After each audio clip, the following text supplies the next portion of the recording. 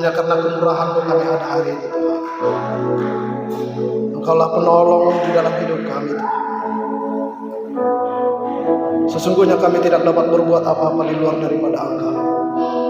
Dan jika kami boleh ada di hadapan-Mu saat ini, Tuhan, kami boleh menaikkan pujian syukur kami. Sesungguhnya itu semua karena kemurahan Tuhan, anugerah Tuhan dalam hidup kami. Engkau yang memampukan kami, Bapa, untuk kami dapat bersyukur kepada-Mu saat ini. Terima kasih, Yesus. Terima kasih.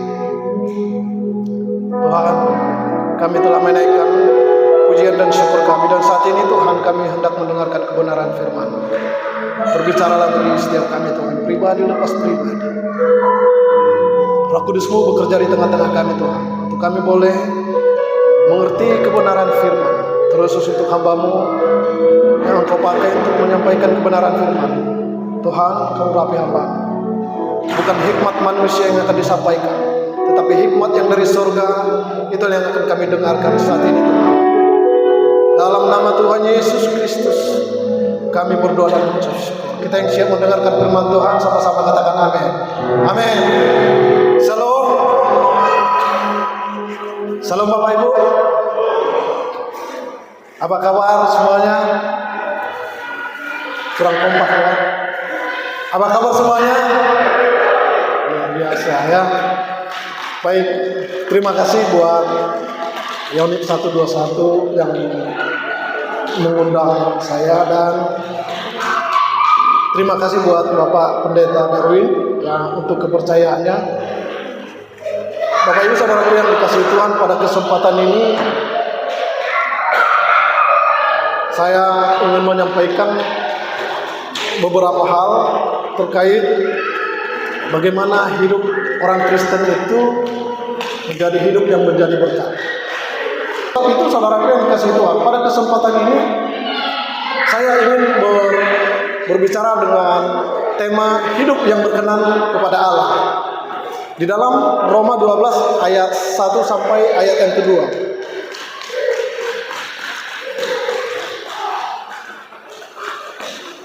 Untuk menghormati firman Tuhan, mari kita berdiri bersama-sama. Kita baca karena hanya 2 ayat saja. Perikopnya adalah persembahan yang benar.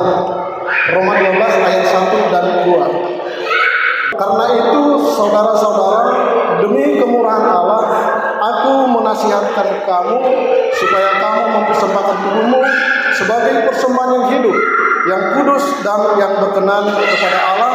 Itu adalah ibadahmu yang sejati. Ibu-ibu,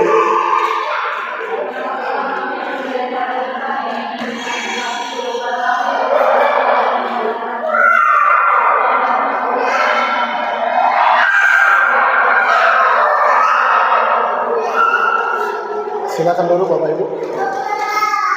Saudaraku yang dikasihi Tuhan, surat Roma ini dituliskan kepada jemaat Roma kala itu. Penulisnya adalah Rasul Paulus. Sebelumnya, di mana Rasul Paulus ini adalah seorang rabi Yahudi yang sangat muda dan sangat cerdas. Dia adalah murid Gamaliel yang sangat ketat melakukan hukum Taurat. Dan dia adalah orang Farisi yang sangat kejam menganiaya jemaat Tuhan pada saat itu. Tetapi saudaraku yang dikasihi Tuhan, di tengah-tengah perjalanannya mengejar orang-orang yang percaya kepada Tuhan, dia berjumpa dengan Yesus ketika perjalanannya menuju kota Damsyik. Saat itu Saulus yang nama sebelumnya, saat dia berjumpa dengan Yesus, dia bertobat.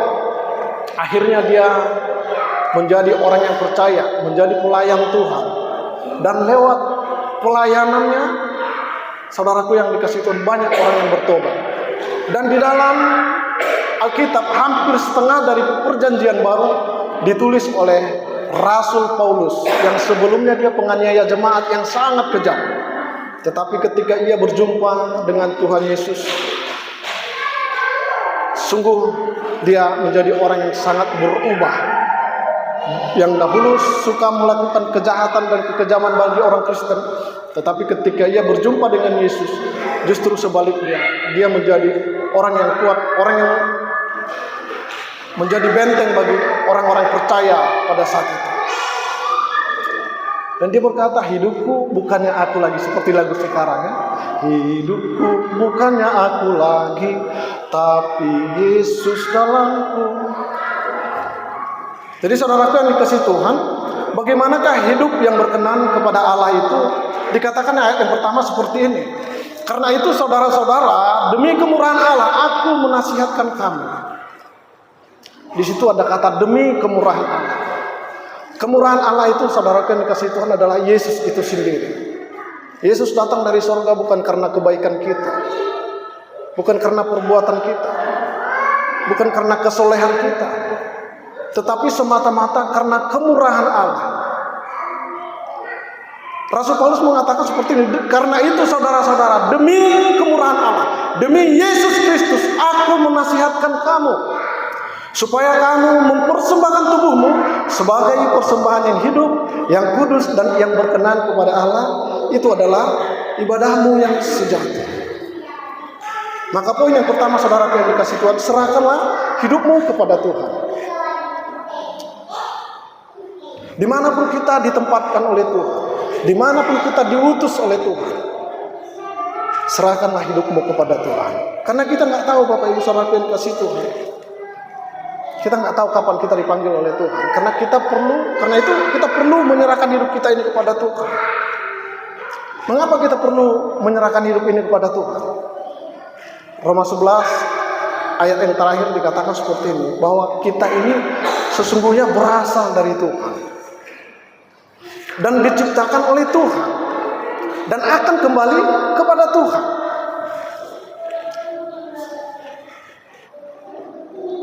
Ternyata Bapak Ibu saudara yang kasih Tuhan, tidak ada yang bisa dibanggakan di dalam hidup ini.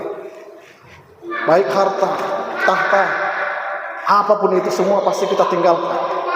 Kita akan kembali kepada Bapa, kita akan kembali kepada Tuhan. Salah satu contoh baru-baru ini seorang presiden ya, presiden Iran itu. Dia adalah seorang presiden nomor 1 di Iran. Apa yang tidak bisa dia perbuat? Semua bisa dia kerahkan dengan kekuasaan yang dia miliki. Bahkan kalau bicara tentang finansial atau uang mungkin dia punya banyak. Tetapi kalau Tuhan sudah berkata the end, sudah selesai. Oleh sebab itu saudara yang dikasihi Tuhan, kita diberikan hari ini, diingatkan kepada kita, serahkanlah hidupmu kepada Tuhan. Karena dari situ engkau berasal, dan Tuhanlah yang menciptakan engkau, dan ke situ juga engkau akan kembali. Kalau kita baca, kita kembali sedikit ke perjanjian lama, bahwa bagaimana Tuhan menciptakan manusia itu. Tuhan berfirman, mari baiklah kita menjadikan manusia menurut gambar dan rupa kita, supaya manusia berkuasa atas seluruh bumi.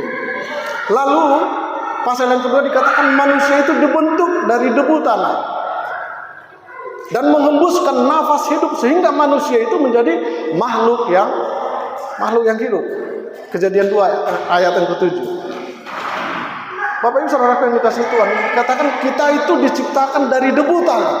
Debu tanah itu berbicara atau menggambarkan sesuatu yang sia-sia, sesuatu yang tidak berguna. Ya, salah satu contoh ketika kita misalnya naik sepeda motor atau sedang jalan kaki, tiba-tiba ada angin kencang, maka abu itu akan terbang. Ya, contohnya masuk ke mata kita, itu akan menjadi masalah, bukan? Nah, demikianlah saudaraku yang dikasihi Tuhan. Jika Tuhan tidak ada di dalam diri kita, kita akan menjadi masalah bagi keluarga kita, bagi saudara-saudara kita, bahkan bagi siapapun yang berjumpa dengan kita akan menjadi masalah bagi mereka. Kalau tidak ada Tuhan di dalam kita, maka dikatakan Tuhan membentuk manusia itu dari debu tanah, lalu menghembuskan nafas hidup, roh Allah diberikan kepada manusia itu, lalu manusia itu menjadi makhluk yang hidup. Kita menjadi makhluk yang hidup, kita bisa merasakan apa yang orang lain merasakan.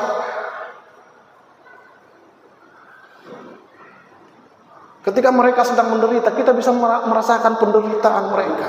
Ketika mereka berduka, kita bisa merasakan duka mereka. Tetapi saudaraku yang dikasihi Tuhan, manusia itu telah jatuh ke dalam dosa. Tetapi terpujilah Tuhan, Karena kasihnya, dia memberikan Yesus Kristus kepada kita, supaya kita dikembalikan menjadi manusia yang mulia. Coba lihat kanan kirinya, ya, ada kemuliaan Tuhan, betul? Coba lihat kanan kiri, pasti ada kemuliaan Tuhan di wajah mereka. Kulihat di wajahmu kemuliaan Raja, ku kasihi kau dengan kasih Tuhan. Haleluya. Kita ini menjadi makhluk yang mulia ketika ada roh Allah di dalam kita.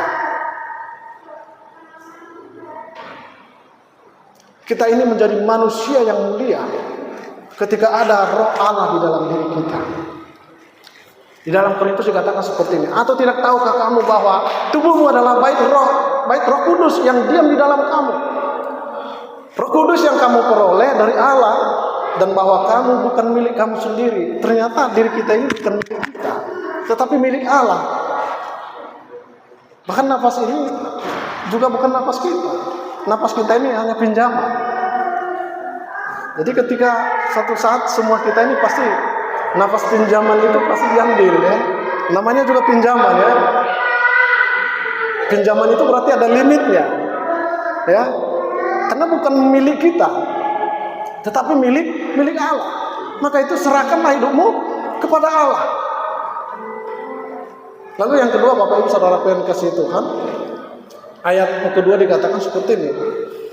Janganlah menjadi serupa dengan dunia ini, tetapi berubahlah oleh pembaharuan budimu, sehingga kamu dapat membedakan manakah kehendak Allah, apa yang baik, yang berkenan kepada Allah. Lalu yang kedua, jangan serupa dengan dunia. Pertanyaannya, apa yang salah dengan dunia ini, ya? Apa yang salah dengan dunia ini? Soalnya kita masih hidup di dunia ini. Jangan serupa dengan dunia, karena dunia ini akan menuju kepada kebinasaan. Dunia ini akan binasa. Tidak ada yang kekal, hanya firman Allah lah yang kekal. Dunia sekarang ini menawarkan hidup yang hedonisme bagi orang-orang percaya, supaya orang yang percaya kepada Yesus ini dituntun kepada kebinasaan, supaya mereka lupa kepada Tuhan. Karena orang sekarang ini lebih banyak orang lebih hidup bersenang-senang daripada datang ke rumah Tuhan, betul?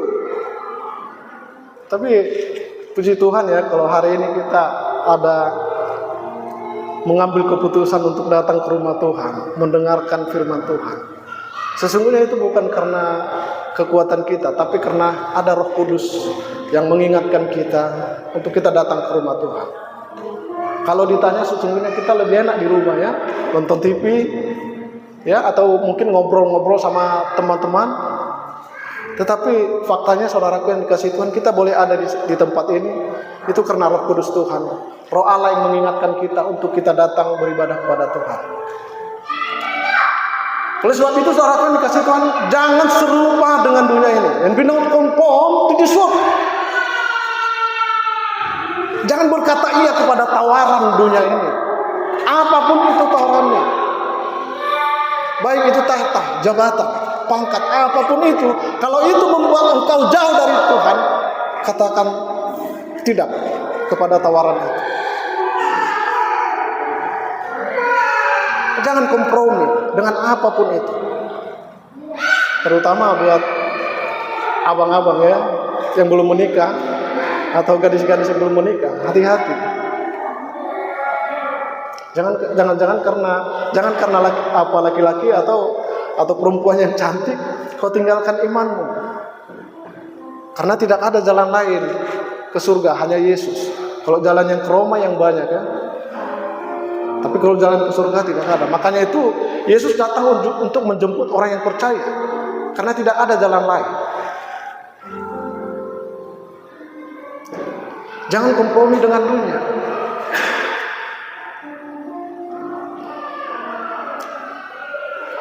Karena ada saudaraku yang dikasih Tuhan, sebagian orangnya, walaupun memang dia sudah orang percaya, ya, rajin ke gereja, Tetapi ketika mereka dipertemukan dengan masalah ataupun penderita, sakit penyakit, tidak sedikit orang Kristen yang menjadi goyang kepercayaannya, goyah kepercayaannya. Kenapa?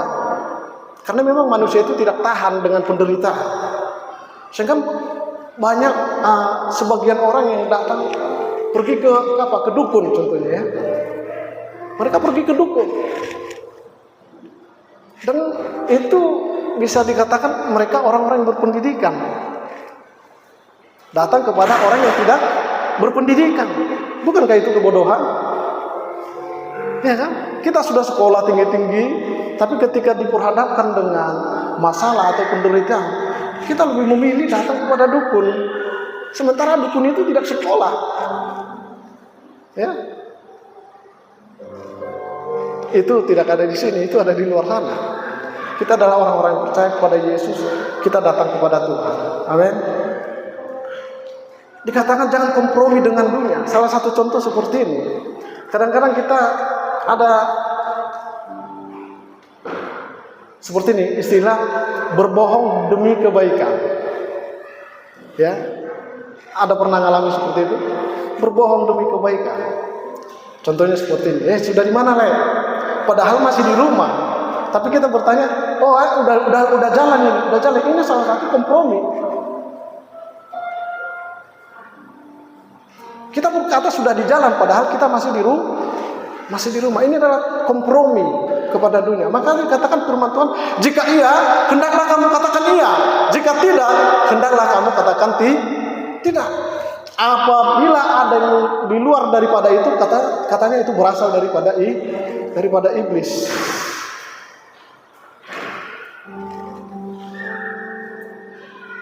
Kenapa kita tidak boleh seperti dunia ini, saudara yang kasih Tuhan? Karena kita ini adalah ciptaan baru. Kita yang sudah ditebus oleh darah Yesus, yang sudah jatuh ke dalam dosa. Tapi oleh karena Yesus, kita sudah dikembalikan lagi kepada gambar dan rupa Allah. Sehingga kita menjadi manusia yang mulia. Dikatakan seperti ini. Jadi siapa yang ada di dalam Kristus, ia adalah ciptaan baru. Yang lama sudah berlalu, sesungguhnya yang baru sudah datang.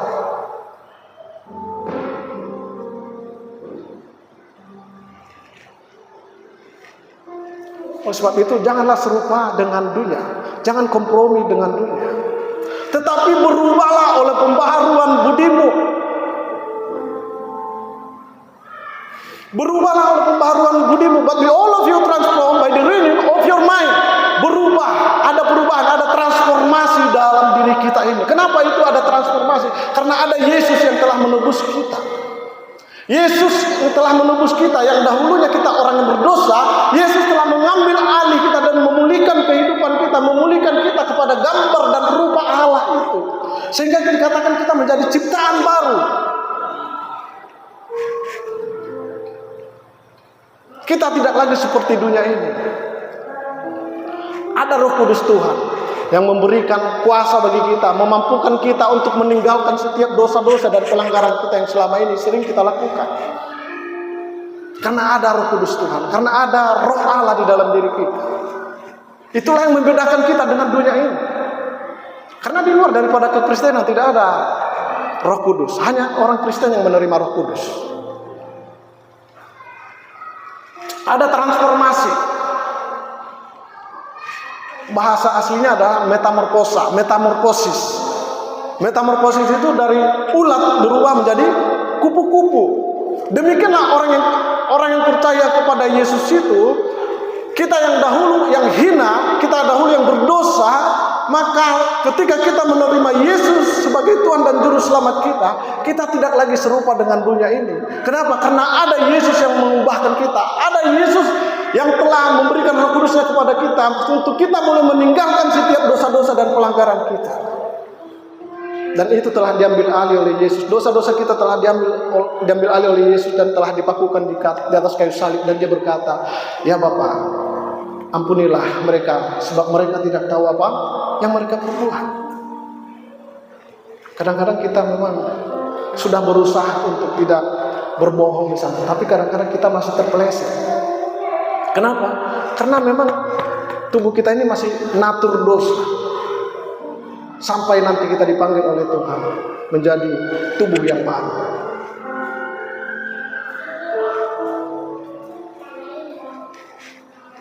Tetapi dikatakan seperti ini. Let this mind be in you, which was also in Christ Jesus. Hendaklah Yesus itu ada di dalam hidupmu. Hendaklah Yesus itu ada di dalam pikiranmu, sehingga engkau tidak lagi serupa dengan dunia ini.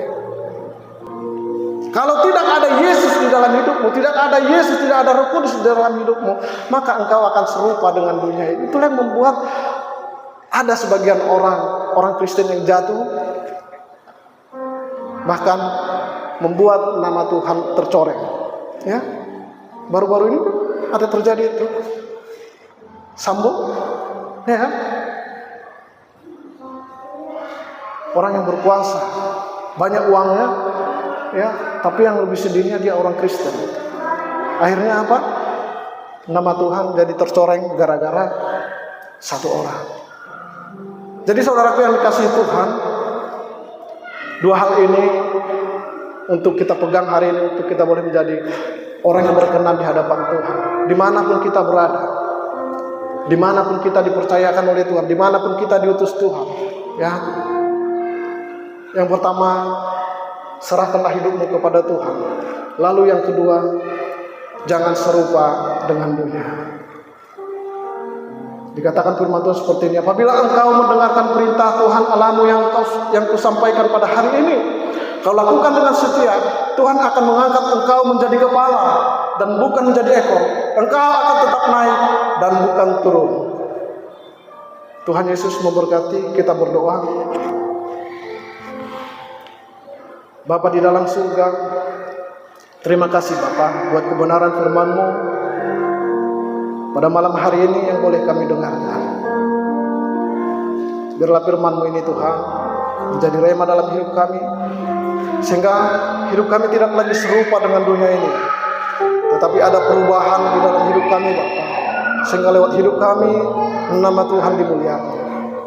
Berkati unit 121 ya Bapa.